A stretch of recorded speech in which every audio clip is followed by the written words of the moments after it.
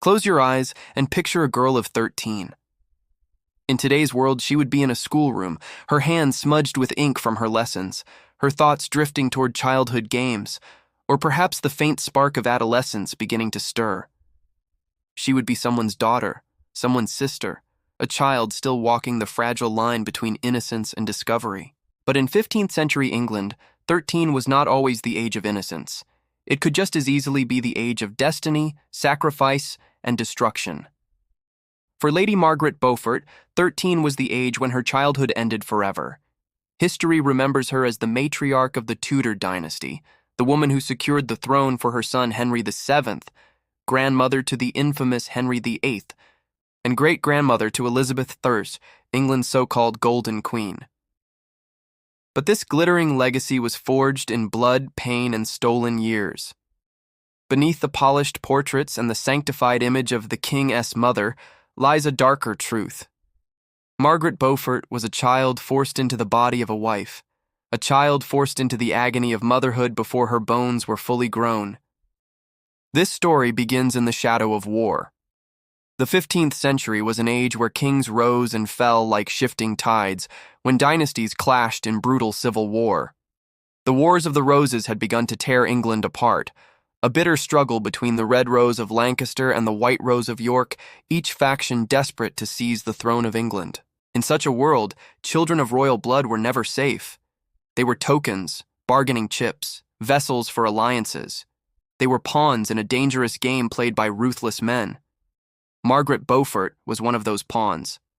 Her blood carried the sacred line of Edward III, a claim to the throne that made her both valuable and vulnerable. To her guardians, to ambitious lords, even to the king himself, she was not a child.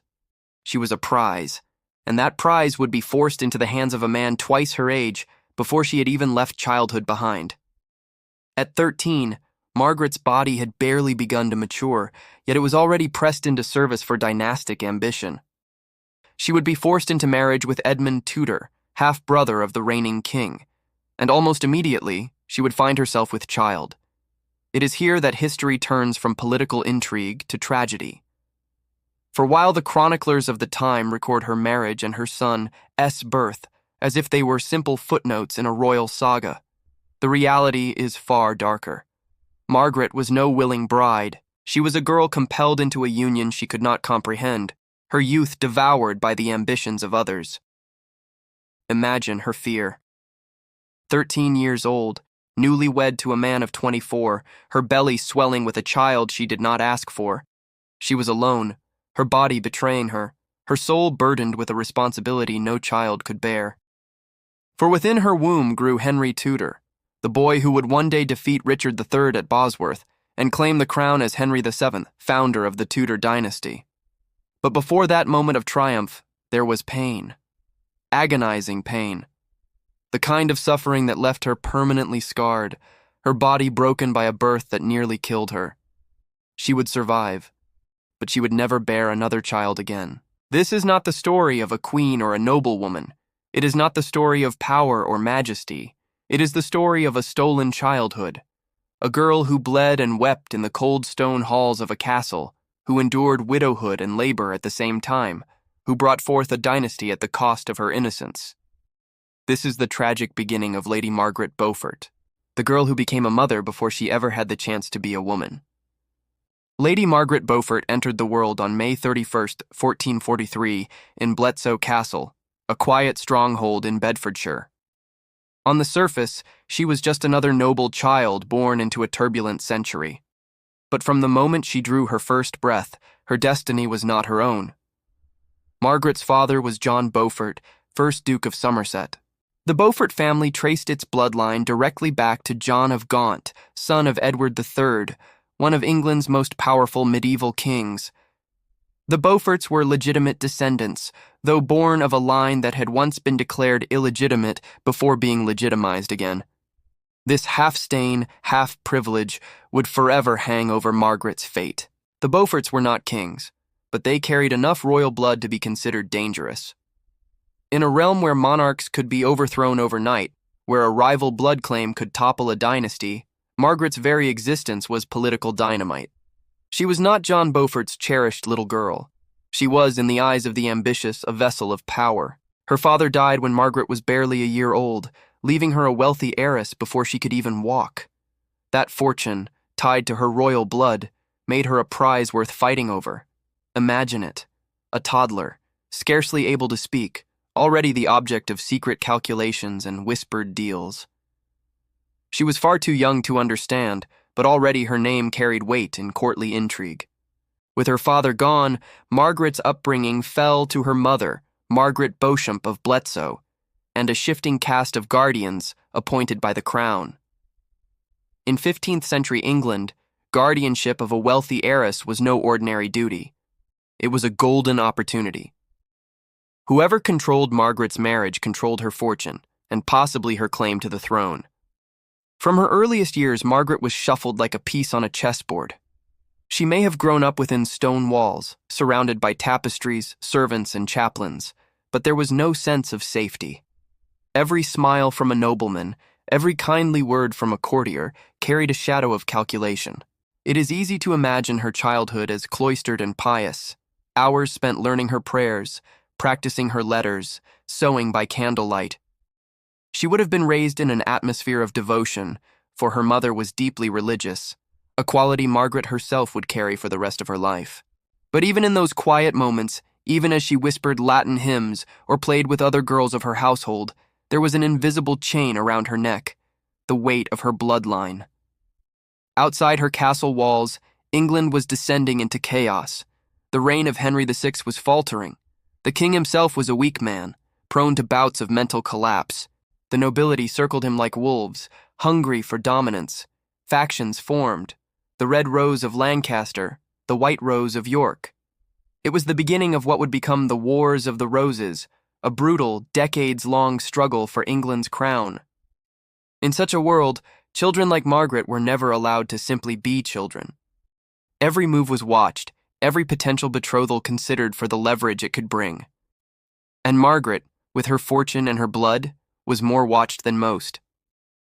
By the time she was 9 years old, discussions about her marriage had already begun. 9 years old, still a child in every sense, yet already a prize to be bartered. The idea of girlhood as a protected stage of life simply did not exist in medieval nobility. To be born a girl with royal blood was to be born into sacrifice. Margaret's education, too, was shaped not for her benefit, but for her role. She was taught obedience, piety, and duty.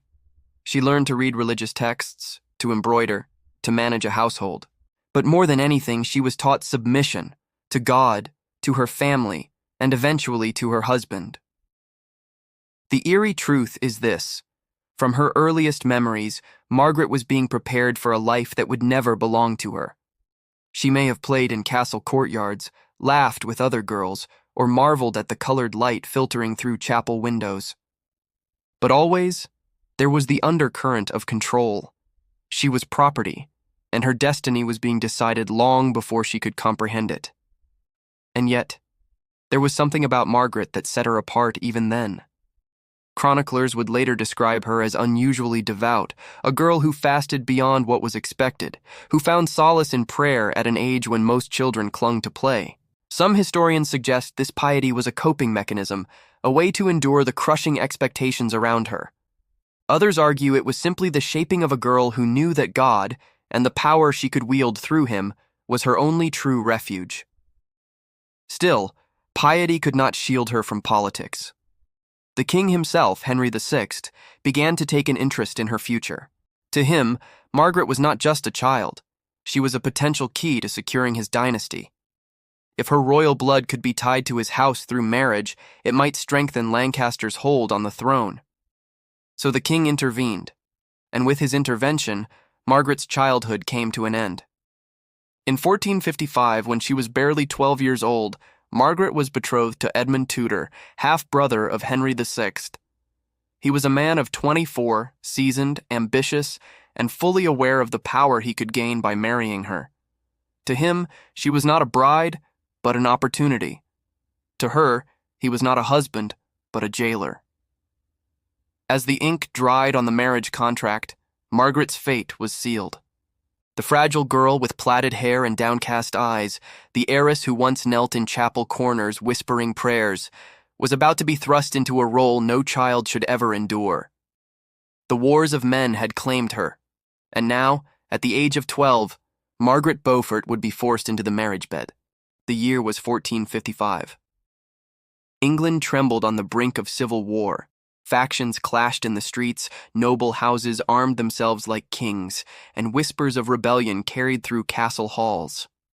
Against this backdrop of violence, a quiet, almost unremarkable ceremony was performed, yet it sealed the fate of a child. Lady Margaret Beaufort, 12 years old, became the bride of Edmund Tudor. The Tudors were not kings. They were not even by the reckoning of many nobles particularly distinguished. Edmund Tudor himself was the son of Owen Tudor, a Welsh courtier who had scandalously married Catherine of Valois, widow of Henry V. It was a union that raised eyebrows but produced legitimacy. Edmund was half-brother to the reigning king, Henry VI. And so, when Henry sought to secure Margaret's vast inheritance and her dangerous royal blood, he saw Edmund as the perfect groom. For Henry, it was a political calculation. For Edmund, it was an opportunity. For Margaret, it was a prison sentence. Imagine the scene. A young girl in a gown too heavy for her thin shoulders, her hair braided and perfumed, her eyes lowered to the floor. The ceremony itself would have been solemn, overseen by priests and witnessed by noblemen who whispered of alliances, not of love. There was no romance, no choice. Margaret was not asked. She was told. In the eyes of the law and the church, a girl could be married at 12 and a boy at 14. But legality is not morality. The reality was that Margaret was a child forced into a union with a man twice her age. Edmund Tudor, at 24, was no callow youth. He was a hardened adult, ambitious, and well aware of the advantage he now possessed. By marrying Margaret, he gained not only her immense fortune, but also a claim, through her bloodline, to the throne itself. Their union was not about companionship. It was about dynastic ambition. And in that ambition, Margaret had no voice. We cannot know what passed between them in those first days of marriage. The chronicles are silent, as they so often are, about the suffering of women, especially children. But the outcome is recorded clearly. Soon after their wedding, Margaret Beaufort, barely 13, became pregnant. Pause for a moment and let the weight of that settle. A child, not yet grown herself, her body still slight and unformed, carrying another child within her. Today, the idea shocks and horrifies us. In the 15th century, it was accepted, even celebrated. For Edmund Tudor, it was proof of his success, the securing of an heir, the binding of Margaret's bloodline to his own. For Margaret, it was a sentence of suffering. One must wonder what she felt. Was she terrified, waking in the night with her stomach twisting, not from morning sickness, but from dread? Did she pray in chapel corners, begging God for strength? Did she feel betrayed by her mother, her guardians, even her king, who had allowed this fate to fall upon her? It is tempting to imagine her as fragile, helpless. Yet the truth of Margaret Beaufort's life is that she endured. She survived horrors that would have crushed others. But survival does not erase suffering. At 13, she would have had little understanding of what pregnancy meant. Midwives may have whispered advice. Older women might have instructed her in what was to come. But nothing could prepare a child for the agony ahead. Meanwhile, Edmund Tudor busied himself with politics. He had gained more than a wife. He had gained leverage. He was eager to solidify his power in Wales, where he sought to expand his influence under the banner of the Lancastrian crown. Margaret, heavily pregnant, was dragged into this campaign. Her safety, her health, these were secondary to her husband's ambitions. But fate intervened. In 1456, as civil war erupted across England, Edmund Tudor fell ill. He had taken shelter in Carmarthen Castle when an outbreak of plague swept through the garrison. Disease was the great equalizer of the Middle Ages, sparing no lord, no knight, no priest. Edmund Tudor, the ambitious groom who had bound his life to a 13-year-old child, died of the plague in November 1456. He was only 26. And so Margaret Beaufort, pregnant and fragile, became a widow before her 14th birthday. The image is haunting. A girl, her belly swollen with child, clad in mourning black, her husband's corpse barely cold. She had been a bride, and now she was a widow. She was alone, a child carrying the weight of dynastic expectation, her future more uncertain than ever. Her guardians may have whispered reassurances. The king may have promised protection. But Margaret knew the truth. She was trapped, her body no longer her own, her destiny bound to the child inside her. The eyes of England were upon her, not out of sympathy, but out of cold calculation. For that child, if born alive, would be no ordinary infant. He would be a Tudor. He would carry the blood of Lancaster. He would be a potential king. Margaret had been forced into marriage. She had been forced into pregnancy. Now, she would be forced into the agony of childbirth. What no one could know then was how terrible that agony would be, and how deeply it would scar her body and soul for the rest of her life. The year was 1456, and Lady Margaret Beaufort, barely 13 years old, found herself carrying the most precious and most dangerous child in England. The chronicles record the fact plainly, almost clinically. Margaret, wife of Edmund Tudor, was with child. But they do not capture the horror of it. They do not tell us what it was like for a girl not yet grown, her body still slight and narrow, to endure the burden of pregnancy. They do not speak of the fear in her heart, or the whispers that followed her through castle corridors. For Margaret, this was no blessing. It was a torment. At 13, her bones were still growing, her hips narrow, her frame delicate. Medieval medicine knew well enough that pregnancy at such a young age was perilous, yet it was not seen as cruel.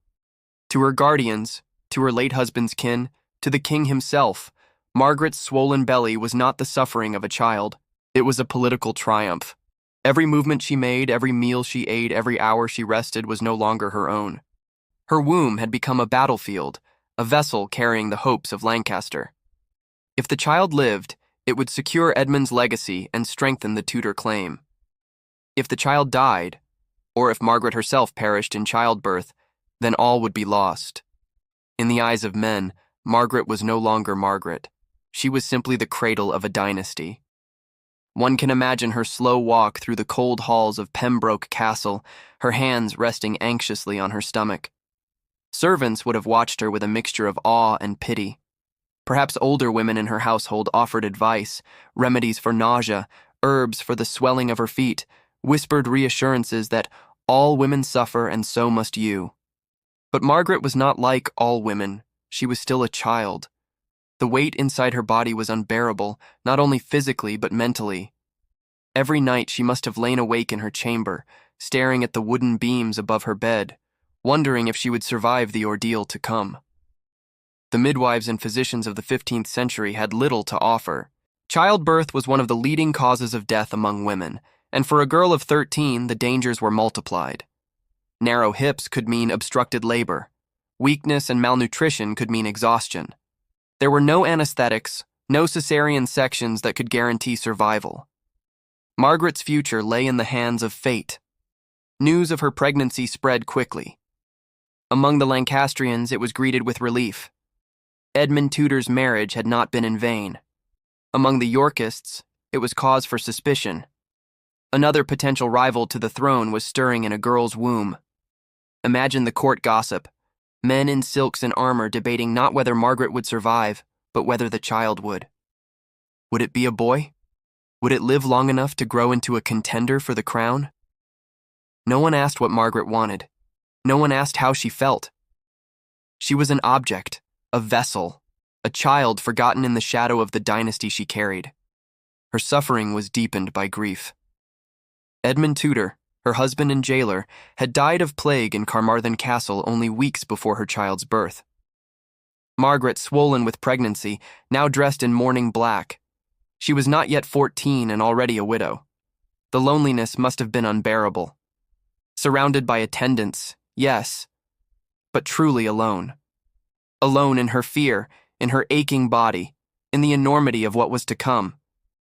She was a girl, abandoned to fate, with no husband to shield her, no father to guide her, no mother close enough to ease her pain. Her only companion was the unborn child within her, a child she may have loved or resented, or both.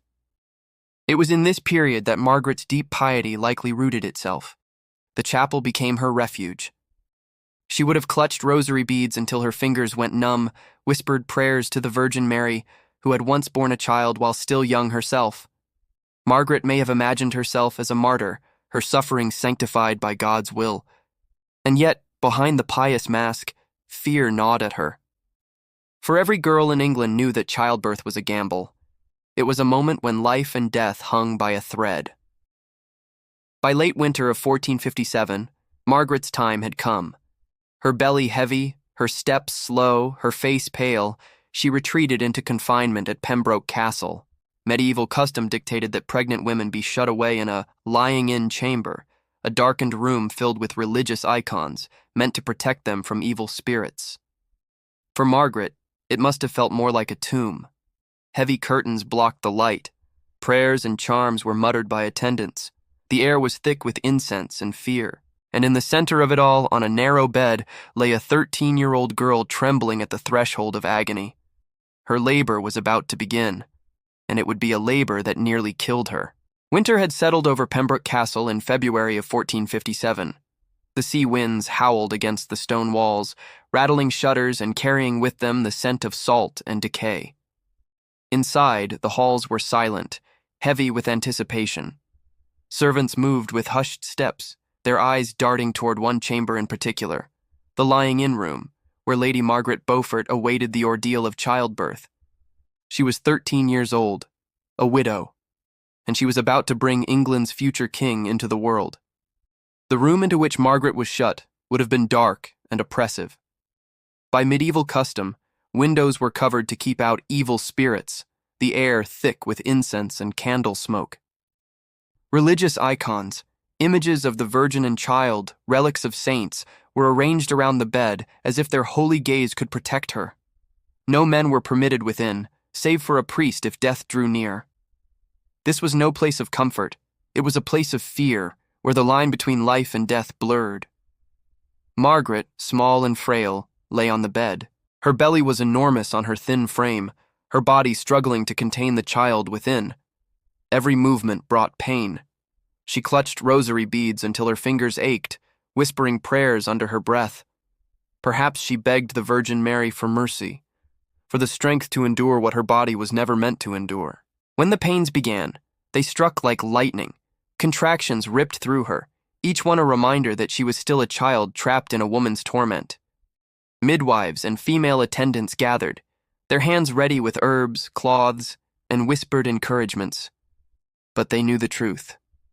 The narrow hips of a 13-year-old made childbirth a deadly gamble. Hours dragged into a nightmarish blur. Margaret screamed, her cries echoing against the cold stone walls. Sweat soaked her hair. Tears streaked her face. She was a child caught in the jaws of death, her body too fragile for the task forced upon it. At times, she may have lost consciousness, only to be wrenched awake by the fire of pain. The midwives urged her on, their own faces grim. They had seen women die in this chamber before, women older, stronger, more prepared than she. The birth was not swift, it was agonizingly slow, the baby trapped, her body resisting. The attendants prayed aloud, calling on saints to intercede. Some may have prepared last rites, fearing the girl would not live to see another dawn. Yet Margaret clung to life with a tenacity that would define her entire existence. Hours of agony stretched into what must have felt like eternity. And then, finally, her body gave way. With one last wrenching effort, she delivered her child into the world. The baby cried, a thin, piercing wail that broke through the suffocating silence of the chamber. It was a boy, Henry Tudor. The child was small, fragile, yet alive. And with his first cry, he carried the hopes of the Lancastrian cause. But for Margaret, lying broken on the bed, that cry was not triumph. It was survival bought at the highest cost. Margaret was shattered. The birth had torn her body in ways it could never recover from. She was left so damaged by the ordeal that she would never conceive another child. At 13, her future as a mother ended before it had begun. The midwives tended to her, binding her wounds, pressing cloths to her fevered skin. But no healing could undo the damage. For days, perhaps weeks, she lingered in weakness, her body racked with pain, her mind hovering between exhaustion and despair. And yet she lived. Where many would have died, she survived. But she did not survive unchanged. This single event would haunt her forever. Her health was permanently scarred, her spirit hardened, and her life narrowed into a singular devotion, the boy she had nearly died to bring into the world. Margaret's husband was gone. Edmund Tudor, who had forced her into this fate, lay cold in his grave. She was left a widow at 13, with an infant son who would one day be king, but who, at that moment, was as vulnerable as she was. She must have looked down at the tiny, squirming Henry, her hands trembling. Did she feel love, fear, resentment, or all three? Perhaps she saw in him the reason for her suffering, the pain carved into her body. Yet he was also her salvation. Without him, she was nothing but a discarded child bride. With him, she was mother to a boy of destiny. The child was quickly taken into the care of attendants, watched over by men loyal to the crown. But Margaret never forgot that it was her suffering that had brought him into the world. That knowledge forged a bond unlike any other. She had paid with her childhood, her innocence, and her health to give England a Tudor heir. The irony is cruel. For all the grandeur of the Tudor dynasty that would follow, the triumphs of Henry VII, the tyrannical glory of Henry VIII, the golden reign of Elizabeth I, its foundation was laid on the broken body of a 13-year-old girl. In the years to come, Margaret rarely spoke of the birth, but she never again bore a child, despite later marriages. The trauma had marked her permanently. Some contemporaries remarked on her piety, her strict devotion to God. Others saw in her an iron will, a ruthless determination that bordered on coldness. Both were true. Margaret Beaufort had looked death in the eye at 13 and lived. From that moment on, she was no longer a child. She was something else entirely, a survivor. But survival carried a price. The memory of the chamber, the agony of the birth, the knowledge that her body had been destroyed in service of ambition, all of it shaped her into the woman she would become. A woman whose entire existence was bound to the destiny of her son. The boy she nearly died for would grow up to claim the throne of England. But for now, in that winter of 1457, he was just a fragile infant in swaddling clothes, and Margaret Beaufort, pale and broken, was a widow of 13, her girlhood gone forever. The infant Henry Tudor entered the world as the Wars of the Roses tore England apart. To many, he was nothing but another pawn in a game of dynasties and bloodlines. But to his mother, Lady Margaret Beaufort, he was everything, the fragile child she had nearly died for, the reason her young body bore scars that would never heal. Yet Margaret, barely more than a child herself, was not allowed to simply hold and raise her son. In 15th century England, heirs belonged not to their mothers but to the political powers that claimed them. And in Henry's case, those powers were vast, dangerous, and merciless. Margaret I.'s first grief as a mother was the most unnatural one. Her son was taken from her. Henry, though born under her blood and agony, was given into the care of noble guardians, powerful men entrusted with shaping him into the Lancastrian hope. Margaret's arms, empty too soon, must have ached. She had carried him, suffered for him, nearly died for him. And now, she was little more than a visitor in his life. But Margaret was not like other women. She did not simply mourn in silence. She became watchful, deliberate, and calculating. If she could not raise Henry in her home, she would ensure he grew under her influence nonetheless. The land into which Henry was born was a battlefield. The Wars of the Roses, those bitter struggles between the houses of Lancaster and York, turned the kingdom into a chessboard soaked in blood. Nobles switched sides like gamblers chasing fortune, armies rose and fell, and kings were toppled almost as quickly as they were crowned. For the Lancastrians, the birth of Henry Tudor offered a fragile flicker of hope. He was the posthumous son of Edmund Tudor, half-brother to King Henry VI. Through his mother, Margaret Beaufort, He carried the blood of John of Gaunt, the great ancestor of the Lancastrian line. He was, in the eyes of many, a potential savior. But saviors were dangerous to keep alive. The boy's very existence painted a target on his back. Denied the simple joys of motherhood, Margaret turned her energies into two things: prayer and politics. She cultivated a reputation for piety so devout that it bordered on fanatical. Her days were spent in prayer, her lips whispering scripture, her mind clinging to the idea that God had chosen her son for greatness. But her piety was not weakness, it was armor. Behind her religious devotion was a mind sharpened by suffering. She watched, learned, and remembered who was loyal and who was treacherous. She may have seemed meek to some, a pale, quiet widow with downcast eyes. But beneath that surface, Margaret was laying the foundations for survival. While Margaret's role in Henry's early years was limited, she never lost sight of him. The boy was moved from household to household, each time into the keeping of men whose ambitions outweighed any affection. He grew up in the midst of soldiers, tutors, and lords who saw him less as a child and more as a claim to power. Margaret visited when she could, though her access was often restricted. Imagine her walking through great halls to see her son, her face calm, her demeanor composed, yet inside, her heart breaking at the sight of him growing under other people's roofs. Henry may not have understood in his earliest years, but Margaret's presence left an imprint. He saw in her not the softness of a mother, but the determination of a woman who refused to be erased. The Yorkist faction, meanwhile, saw Henry for what he was: a threat. His claim to the throne, however distant, could be wielded as a weapon by Lancaster loyalists. That made him dangerous, even as a child. Margaret must have lived with constant dread. Every letter, every rumor of battle, every whisper of betrayal, any of it could mean that her son's life was in danger.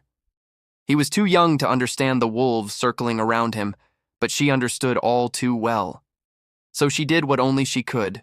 She prayed, and she plotted. As Henry grew, he absorbed the lessons of his fractured upbringing. He learned to keep silent when others schemed, to listen when men spoke of war and loyalty. From an early age, he knew that his survival depended on patience. In this, he was his mother's son. Margaret had taught him, not through lullabies or bedtime stories, but through her very existence. He had seen her endure humiliation, loss, and separation, yet never falter. Her iron will became his inheritance, more valuable than lands or titles. Still little more than a teenager, Margaret began maneuvering again in the world of men. She remarried not for love but for protection and influence. Each union was a step in a long, grueling game, the preservation of her son's life and claim. She presented herself as dutiful, obedient, pious. But beneath the veil of humility, she was relentless. Every move she made, every word she spoke, was measured against one goal: Henry's future. By the time Henry was a young boy, it was already clear that England was no place for him. The Yorkists consolidated their power, and the Lancastrian cause faltered. For Henry, survival meant separation again, this time across the sea. When he was sent into exile in Brittany, Margaret must have felt both terror and relief. Terror, because he was far away, vulnerable, a boy in foreign hands. Relief because exile, though painful, was safer than England's murderous court. Her son was beyond her reach, but not beyond her prayers. Night after night, she knelt in her chamber, whispering to God to preserve the boy across the waters. Every candle she lit, every psalm she recited, was a lifeline thrown into the distance, binding mother and son across the channel. Though years and miles stretched between them, Margaret never loosened her grip on Henry's destiny. She corresponded, she negotiated, she schemed. She wore humility like a mask, convincing kings and nobles that she was a harmless widow, while secretly building the alliances that would one day bring her son to the throne. Henry was growing in exile, but Margaret's shadow stretched across the sea. Her will, her prayers, her sacrifices, all of it shaped him. He was her creation as much as her child, a living embodiment of her unyielding determination. By the time Henry reached his teenage years, he was no ordinary youth. He was cautious, shrewd, always watchful. He knew too well that his life was not his own, that it was a prize others sought to control or destroy. And Margaret, watching from afar, had already become more than a mother. She was his protector, his strategist, his guardian angel cloaked in flesh and bone. Together, though separated, they endured the chaos of England's darkest days. And though neither could know it yet, every hardship was pushing them toward a destiny that would shake the kingdom itself. For the boy born of a 13-year-old girl's agony was not meant to vanish into obscurity. He was meant to be king. And Margaret Beaufort, scarred, hardened, and relentless, would stop at nothing to see it done. England bled beneath the banners of York and Lancaster. The Wars of the Roses had claimed thousands, toppled kings, and left the throne a seat of shifting shadows. For Lady Margaret Beaufort, the chaos was both a curse and an opportunity. Her son, Henry Tudor, lived in exile across the Channel, a young man burdened with a claim to the crown. Weak in armies, short of wealth, and hunted by Yorkist eyes, Henry's chances of ever sitting on England's throne seemed impossibly small. But Margaret did not believe in impossibility. She believed in destiny. After the fall of Henry VI and the brutal death of Margaret of Anjou's son at Tewkesbury, the Lancastrian cause appeared extinguished. Edward IV of York wore the crown, strong and unchallenged. Many Lancastrian loyalists bent the knee, seeking survival over honor. But Margaret Beaufort did not bend. She watched, she waited, she prayed. Her son was in Brittany, living under the wary protection of Duke Francis II. It was a fragile existence. Henry was both guest and prisoner, his fate tied to the shifting winds of continental politics. To some, he was a forgotten exile. To Margaret, he was the hidden ember that could ignite England anew. Margaret played her role with terrifying precision. She moved silently through the courts of England, cloaking herself in humility, speaking with the tongue of a loyal subject. She was outwardly obedient to the Yorkist kings, marrying into powerful families to protect herself. But beneath her meek appearance was calculation. She forged secret bonds with discontented nobles, whispered with courtiers who nursed grudges against York, and maintained lines of communication with Henry across the sea. Margaret was no warrior, but she fought a war nonetheless, a war of secrets, oaths, and unshakable will. In 1483, the fragile stability of York shattered. Edward IV died suddenly, leaving the crown to his young son, Edward VII. The boy was only 12, and his uncle, Richard, Duke of Gloucester, seized the role of protector. But protector turned usurper.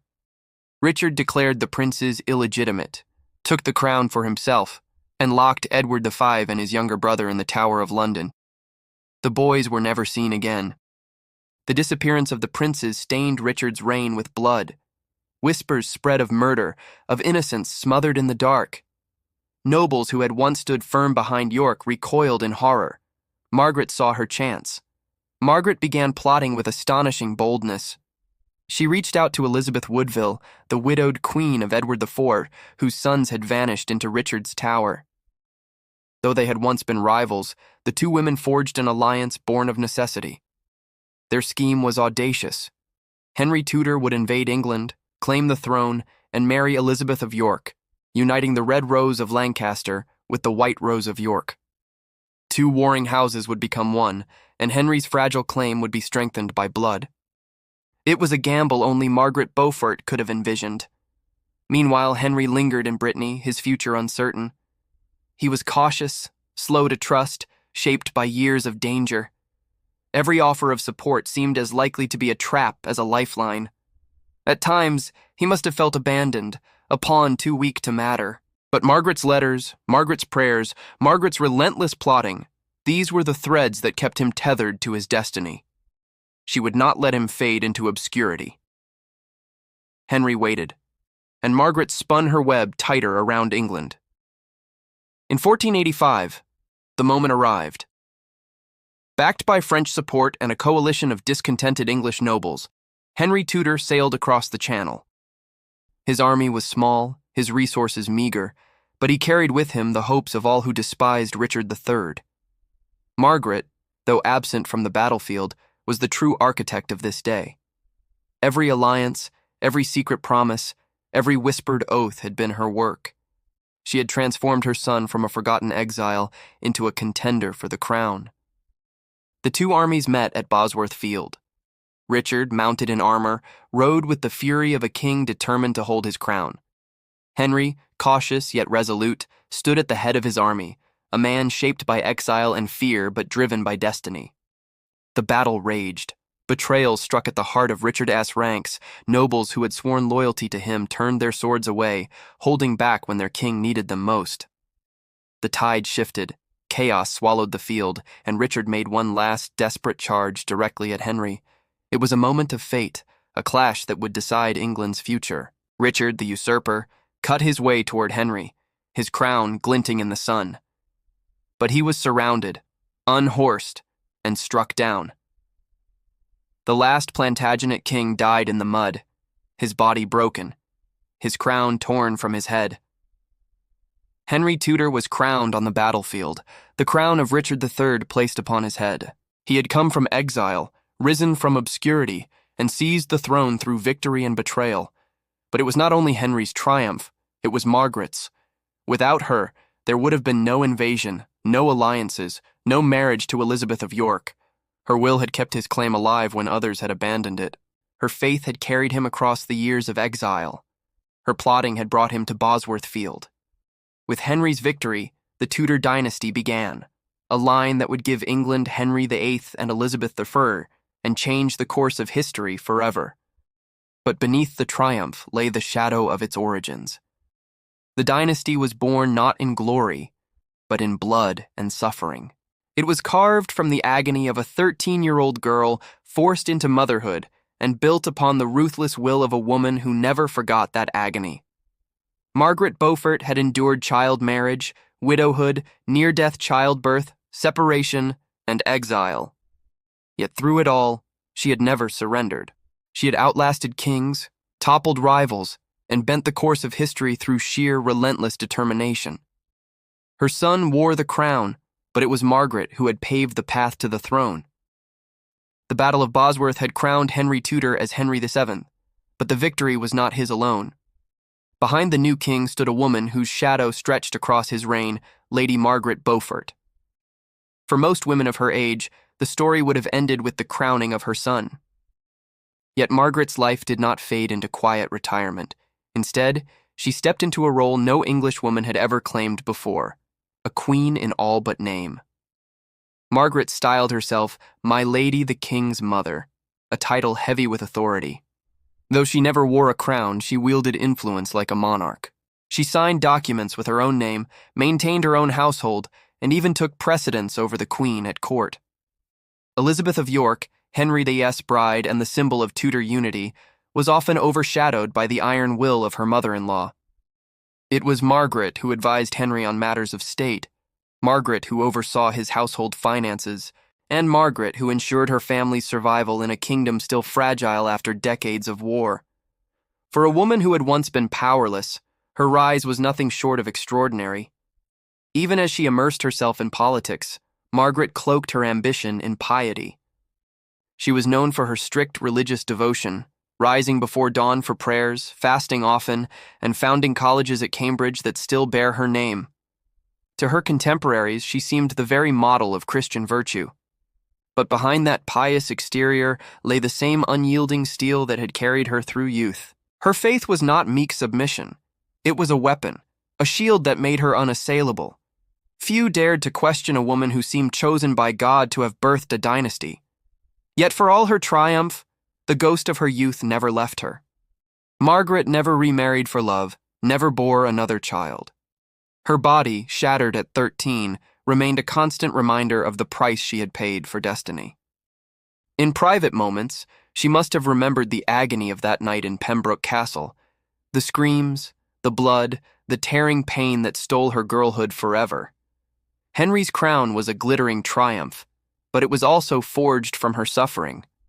Every time she looked upon her son, now a king cloaked in ermine, she must have felt the echo of her own broken youth. The glory of the Tudors was stained with her blood. Margaret's influence over Henry VII was legendary. Some whispered that he was more her puppet than a king in his own right. So cautious and calculating was his rule. She arranged marriages, managed estates, and maneuvered alliances with the same cold precision she had honed in exile. Even her grandchildren felt the weight of her will. She lived long enough to guide the early upbringing of Prince Arthur and the young Henry VIII.